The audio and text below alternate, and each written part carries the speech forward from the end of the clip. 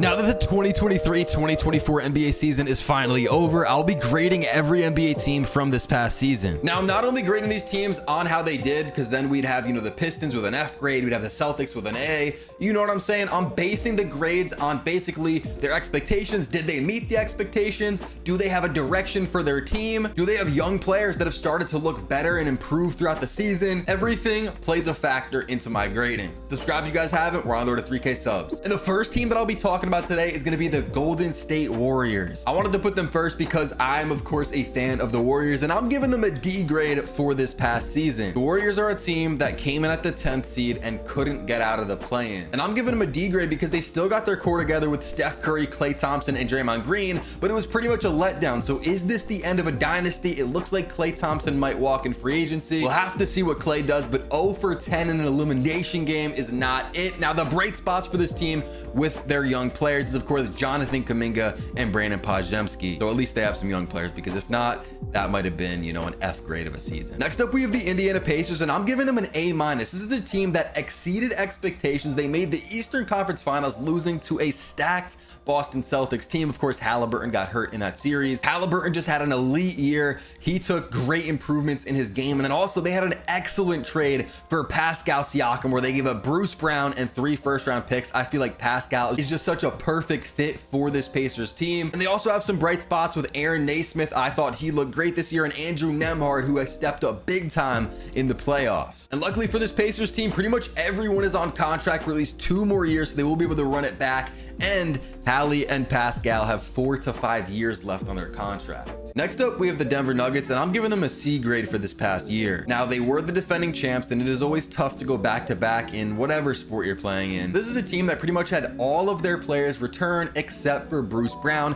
They were the 2nd seed in the West. Jamal Murray had some crazy games against the Lakers in the playoffs. Nikola Jokic was Jokic. He won MVP. He's literally insane. And luckily for the Nuggets, they have everyone on contract for about 2 years, so they will be able to run this thing back. Next up, we have the Washington Wizards, which I'm giving them an F. This is going to be the first F grade of the video. They were 15-67 coming in at the 14th seed. Somehow there was a team that was worse than them in the Eastern Conference. Something that they do have going for them, though, is that they did end up with the 2nd overall pick, so that is big for them. But something that is just concerning is them making bets on Jordan Poole and Kyle Kuzma to bring in some championship leadership for their team. Again, Kuzma went with the Lakers, Poole went with the Warriors. So these guys are kind of like veteran championship DNA type players, but they are just far from it. This is a team that didn't really have high expectations at all, but they were definitely nowhere near the expectations that they did have. Maybe you thought they'd be like a 28 win team. No, they got 15 wins. Luckily for this team, though, there were a few bright spots with some of their young players like Denny Avdia, and I think Corey Kispert showed some promise. Next up, we have the Memphis Grizzlies, which was the 13th seed out west. They were 27-55, but I'm giving them a C grade. You'd probably think they had a pretty bad year and I should give them like a D or maybe even F grade. But the thing about this team is they had only 9 games of Ja Morant and 42 games of Desmond Bane. Jaren Jackson also missed some time throughout the year. So this is a team that was completely banged up. It really wasn't the actual Memphis Grizzlies last year. Like, this team coming into this new season is going to be completely different, and their core is under contract for at least 2 to 3 more years. I think they're going to compete, and luckily for them, they had like a little mini tank year, kind of like the Warriors did back in whatever year that was, 2019 or whatever. So the Grizzlies are gonna have Ja, Bane, Jaren, and they got the 9th pick. They also got GG Jackson, who looked pretty promising this year. Next up, we have the Orlando Magic, which I'm going to give an A- grade on this last year. I think everyone can say they kind of exceeded expectations. Of course, some people were high on them, but as high as a 5th seed, expect them to be a 5th seed, kind of crazy. 47-35 record. Paolo Banchero showed superstar potential.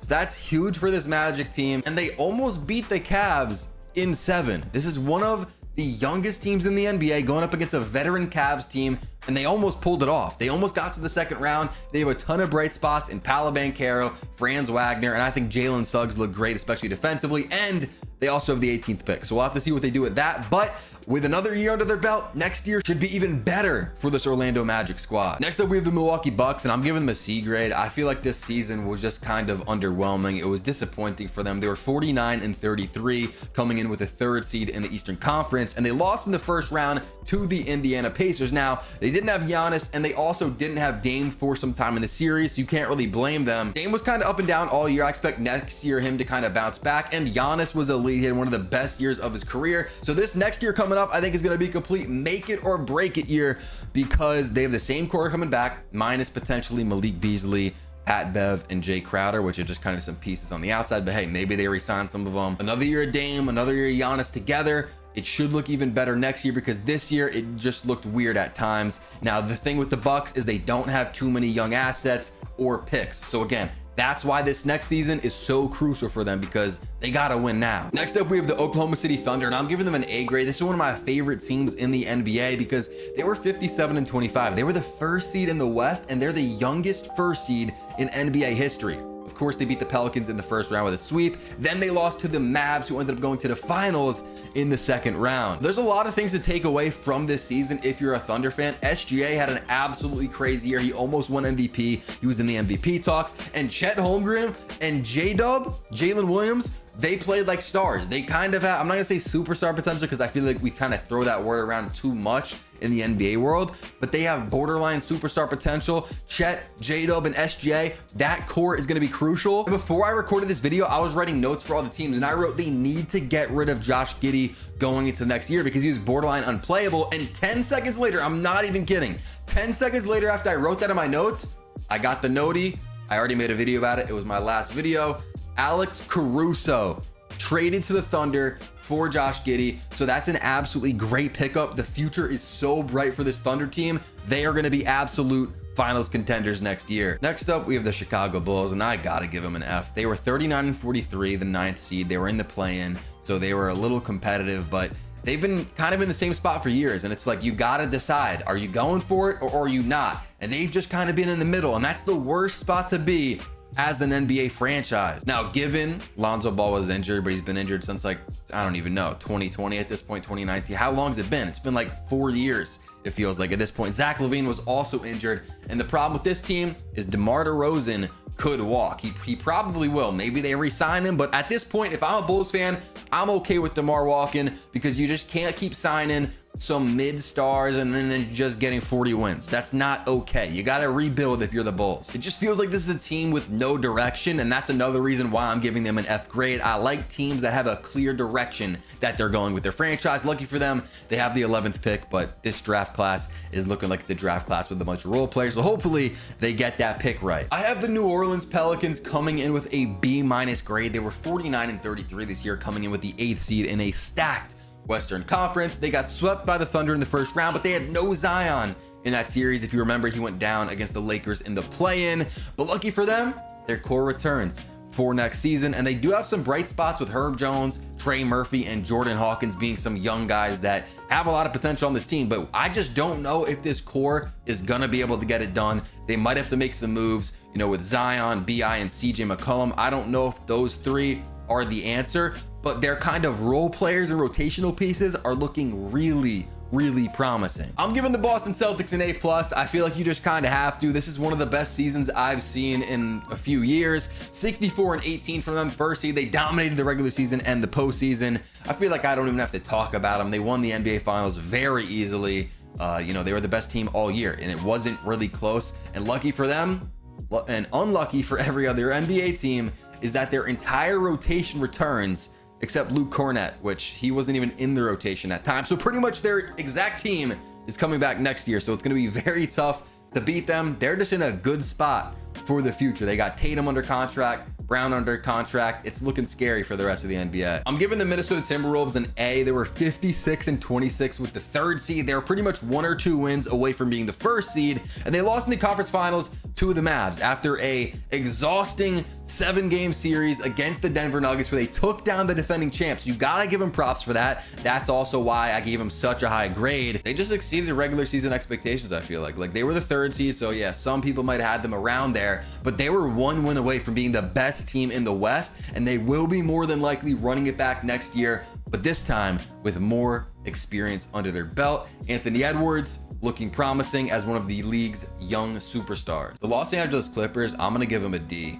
And the reason for this, they were 51-31, fourth seed in the West, which is good, but they are kind of all in. They have Kawhi, Paul George, and Harden, and in my opinion, this core just needs to go. They're a little too old and just injury prone. It just feels like they're never gonna get it done. Like, that window with this core is gone. They lost to the Mavs in the first round, and for the Clippers, Kawhi is going to be the only one returning for sure. I mean, shit, maybe they trade him. I kind of doubt it, but Paul George has an option. He might go somewhere else, and Harden is a free agent. So I'm giving them a D because they kind of went all in and just didn't succeed at all. And again, it's kind of due to injury, but you can kind of expect that when you have these type of players. But also I'm giving them a D due to a bad roster and a lack of assets and young players. I'm giving the Detroit Pistons an F. I don't feel like I really need to explain this. They were 14-68 this year, the 15th seed, worst record in the entire NBA. People were saying they might have been the worst team in NBA history. It's just a terrible team. Their bright spots are, of course, Cade Cunningham and I guess Jalen Duren.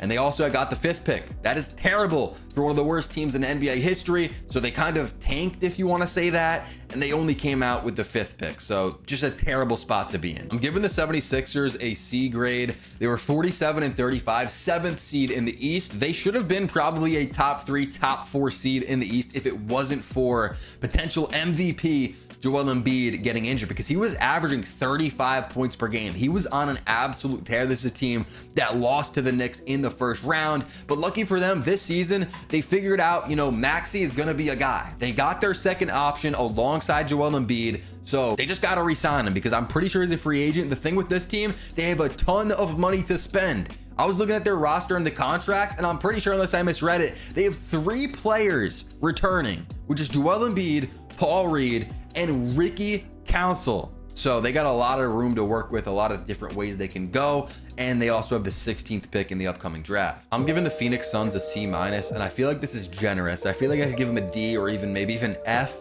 grade for this. They were 49-33, the 6th seed in the West. They got swept by the Timberwolves in the first round. And it's just, I don't know, this KD Booker duo, I feel like they really needed a true point guard. Bradley Beal, I just feel like isn't it. Plus, he's just so injury prone. So I feel like Bradley Beal wasn't the answer. And there's just a lack of defense on this team. For a team that's going to be so offensive heavy, like, you just kind of got to have that balance, especially people say defense wins championships. So I just don't know how I feel about this Suns team. I don't love the direction of this team at all. I feel like they don't have a lot of assets. They do have the 22nd pick in this upcoming draft, so we'll see what they do with that. I'm giving the San Antonio Spurs a B+. Now, this is probably surprising to a lot of you because they were 22-60, the 14th seed in the Western Conference. Now, I'm giving them a B+ because they picked Wemby, and they got the first pick, and pretty much anyone with the first pick was going to pick Wemby, but he proved he's potentially going to be the best defensive player of all time, and I will stand on that. I know it's a crazy thing to say after one season played, but he looks like he's going to be insane. Like, he's going to win a ton of depoys, maybe 5 to 7, maybe 10 depoys. I don't know. There's, of course, voter fatigue, so that's going to kick in, but this is a team that is the 4th and the 8th pick from Toronto, so they have a lot of assets. So hopefully they don't pick the wrong players with those picks, but they have a young group alongside Wemby with Devin Vassell, Keldon Johnson, Jeremy Sohan, and more. So all of that is just great for this franchise. They didn't have really any expectations this year. This is just a young team headed in the right direction. So I like the Spurs a lot. That's why I'm giving them a B+. Charlotte Hornets are going to get a D+ for me. They were 21-61, 13th in the East. LaMelo Ball just keeps getting injured. He played 22 games this year. I think LaMelo is actually really good, but he just hasn't had enough games or just a big enough sample size to really prove it. Brandon Miller kind of shined. He was averaging like 17 points per game. And I also feel like Mark Williams, though he only played 19 games, in those games, Mark Williams looked really good. So if this team can stay healthy, they actually might not be that bad. You know, they could flirt with like a play-in, maybe an 8 seed, 7 seed, something like that. Miles Bridges might walk though, so it's going to be big if they can keep him, although I don't know why he'd want to stay in Charlotte because this team's just really not good. They do have the 6th pick, so hopefully they hit on that. Sacramento Kings, I'm giving a C-. This is another team that did decently well. They were 46-36 and they were the 9th seed out west, but still, I'm not giving them the highest of grades because the season just didn't end well. It was a solid season, but Malik Monk and Kevin Huerter, of course, got injured at the end, so they didn't have them for the play-in. Sabonis and Fox, though, crazy seasons, absolutely elite seasons. And the crazy part is they were both all-star snubs. And Sabonis by the end of the year was looking like a top 10, top 15 player, and he didn't make the all-star game. That's crazy. Keegan Murray was solid. He was up and down, a little inconsistent, but he showed some promise, some shine this year. Pretty much as I was like making my notes for this, they just re-signed Malik Monk, so that's big for them. 4 years, 78 mil there. 13th pick for the Kings. Hopefully they hit on that pick, and they're pretty much just gonna run it back with a very similar team next year, it looks like. I'm giving the Miami Heat a C. They were 46 and 36th, the 8th seed in the East. This is kind of similar to my ranking or my grade for the Sacramento Kings. It's a team that is pretty good, but the season just didn't end how they wanted. Jimmy Butler just can't stay healthy. I'm a lot lower on Jimmy Butler than most people are. His health is a real problem. Jimmy Butler's health is a real problem. Bam Adebayo had an absolutely great year, and I thought Jaime Jaquez shined as a rookie. Lucky for the Heat, they have their full rotation running it back. They also added Terry Rozier through a trade mid-year, and they have the 15th pick, so we'll see what they do with that. They're usually pretty good with drafting people or just picking up undrafted free agents. I'm gonna give the Toronto Raptors a C+. They were 25 and 57, the 12th seed out East, but I'm giving them a C+ because they actually made some moves. Instead of just sitting on contracts and letting contracts expire and being kind of a middle of the road team, they went out and traded Pascal Siakam. They traded OG Anunoby, and they got some stuff in return instead of just letting them, let their contracts expire and letting them walk in free agency. Barnes had a great year, and I think he's going to be even better next year. I just like how this is a rebuilding team that actually has a direction, unlike a lot of the other bad teams across the association. I'm giving the Dallas Mavericks an A. Can't give them an A+ because we're only going to give an A+ to the Celtics, but they were 50 and 32, the 5th seed in the Western Conference, and they were fighting for a play-in spot for most of the year. But they got hot at the right time. Like before the playoffs started, they were on an absolute tear, and even in the playoffs, they were on an even crazier tear. Luka had an MVP caliber season, and he was also banged up in the playoffs, so it would be even crazier, it would be even scarier for the rest of the league if Luka was fully healthy. I thought Kyrie was great, and Lively was great. He had a great rookie year, especially for being the 12th pick in the NBA draft. That's an absolute steal for the Mavericks. The only thing with this team is that Derrick Jones Jr. might walk. I don't think it's gonna hurt him too much, but he was a starter for them. He was a rotational guy, so we'll have to see what happens there. Giving the Atlanta Hawks a D+, they were 36 and 46 this year, 10th seed in the East. Trae Young and DeJounte Murray just didn't work out. It's not going to work out, so the Hawks have to trade DeJounte. Luckily for the Hawks, Jalen Johnson did shine, so that's one bright spot there for them. But the Hawks, they kind of just got to figure out what they want to do as far as the direction goes with this franchise. I'm giving the New York Knicks a B+. They were 50 and 32, the 2nd seed in the Eastern Conference. They just had an elite season. Let's just be honest. They exceeded expectations. I feel like most people had them coming in as like a 5 seed, before the year started, but they were the 2nd seed. Brunson was insane to end the year. He wasn't playing like that all year, but to finish the regular season and then all through the playoffs, Brunson was crazy. The Julius Randle injury really killed the Knicks. They could have used him. They had guys out there playing 48 minutes a game. Their depth was bad. Coach Tibbs was just running them all into exhaustion. Randle only played 46 games for this team. And the thing with this team, Isaiah Hartenstein might walk if Mitchell Robinson doesn't get traded, because if he can get traded, it'll clear up a little more money for them, and then they can re-sign Hartenstein, but they might lose him in free agency. I'm giving the Houston Rockets a B grade. They were 41 and 41, which is the 11th seed in the West, but they had a great improvement season for one of the youngest teams, because the season prior, they only had 22 wins. So they got 19 more wins this year, and Alperen Sengun, I'm going to talk about him a lot on my channel. I love to talk about Sengun. He's one of the best young players in the league. He's a stud.